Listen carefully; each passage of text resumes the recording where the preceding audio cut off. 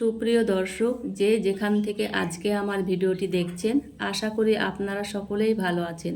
আমিও ভালো আছি, আপনাদের ভালোবাসায় অনেক অনেক ভালো আছি। আজকে কাঁচা পেঁপে দিয়ে দারুণ মজার একটি নাড়ু রেসিপি আপনাদের কাছে শেয়ার করছি। আশা করছি আজকের রেসিপি আপনাদের কাছে অনেক ভালো লাগবে। রেসিপিটি ভালো লাগলে লাইক দিয়ে রেসিপিটি পুরো দেখে নেবেন। এখানে আমি একটি কাঁচা পেঁপে গাছ থেকে পেড়ে নিয়েছি।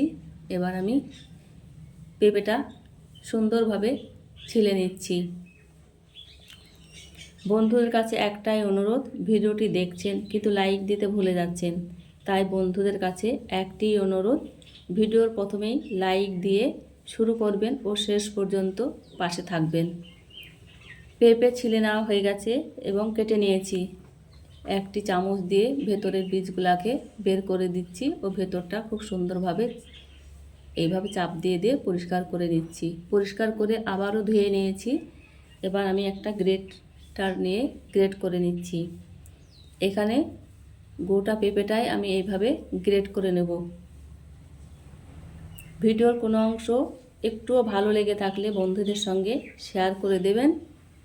কোনো অংশ যদিও আপনার একটুও ভালো লেগে থাকে, কমেন্ট করে আপনার মূল্যবান মতামত জানাতে ভুলবেন না। গোটা পেঁপেটাই গ্রেট করে নেওয়া হয়ে গেছে। এবার আমি জলে দিয়ে দিলাম। জলে দিয়ে এইভাবে 3-4 বার জল পাল্টিয়ে পাল্টিয়ে পরিষ্কার করে ধুয়ে নেব, যাতে পেঁপের যে পিচ্ছিল ভাব থাকে সেটা যাতে না থাকে। এইভাবে চাপ দিয়ে দিয়ে আমি 3-4 বার জল পাল্টিয়ে ধুয়ে নিয়েছি। এবার ছেঁকে এইভাবে চাপ দিয়ে জল বের করে একটা ছাঁকনিতে তুলে নিচ্ছি।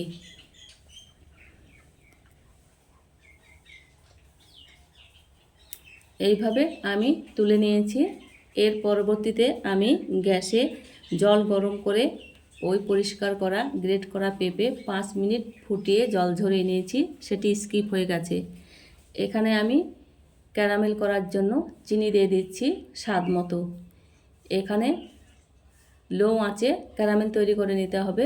হাই হিটে ক্যারামেল করলে ক্যারামেলটা পুড়ে যাবে, খেতে ভালো লাগবে না, তেতো হয়ে যাবে।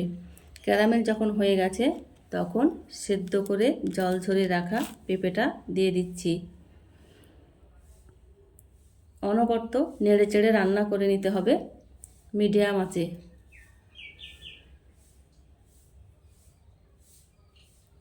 কিছুক্ষণ এইভাবে নাড়াচাড়া করতে হবে।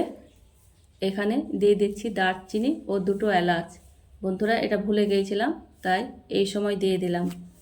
নাড়তে নাড়তে নাড়ুর মিশ্রণটা কিছুটা আঠালো হয়ে আসবে, মানে কড়াইয়ের গা ছেড়ে আসলে বুঝতে হবে মিশ্রণটা হয়ে আসছে।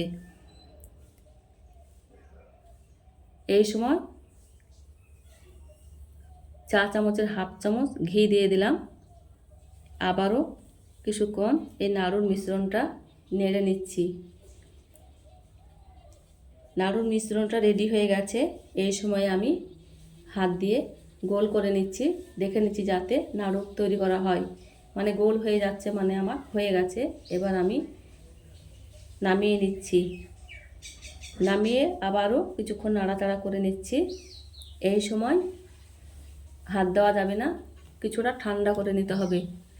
খুব গরম অবস্থায় করা যাবে না, খুব বেশি ঠান্ডাও করা যাবে না। হালকা গরম অবস্থায় হাত দিয়ে এইভাবে চাপ দিয়ে দিয়ে গোল করে নাড়ু তৈরি করে নিতে হবে। এইভাবে দেখুন আবারও করে নিচ্ছি। এইভাবে হাত দিয়ে নাড়ুর শেপ দিয়ে নিচ্ছি। এইভাবে গোল হয়ে গরম অবস্থায় নাড়ু তৈরি করে নিতে হবে। নাড়ু কত সুন্দর হয়েছে, কালারও দারুণ হয়েছে, খেতেও দারুণ হয়েছে। কাউকে না বলে দিলে কেউ বুঝতেই পারবে না এটা কী দিয়ে তৈরি হয়েছে। এখানে ঘি দেওয়া আছে বলে এর ফ্লেভারটা দারুণ হয়েছে।